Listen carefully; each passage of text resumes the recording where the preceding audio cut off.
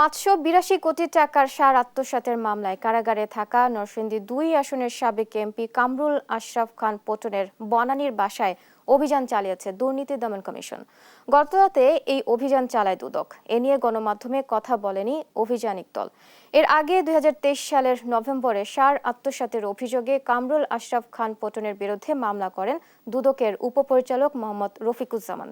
মামলার এজাহারে বলা হয়, সাবেক এমপি ও ঠিকাদারি প্রতিষ্ঠান মেসার্স পটন ট্রেডার্সের মালিক কামরুল আশরাফ তার সিন্ডিকেটের মাধ্যমে ২০২১-২২ অর্থবছরে বিদেশ থেকে ইউরিয়া সার আমদানি করলেও চুক্তির শর্ত ভঙ্গ করে বাফার গুদামে সার না দিয়ে প্রায় 582 কোটি টাকার সার আত্মসাৎ করে। বর্তমানে এই মামলায় পটন সহ 5 জন কারাগারে রয়েছে।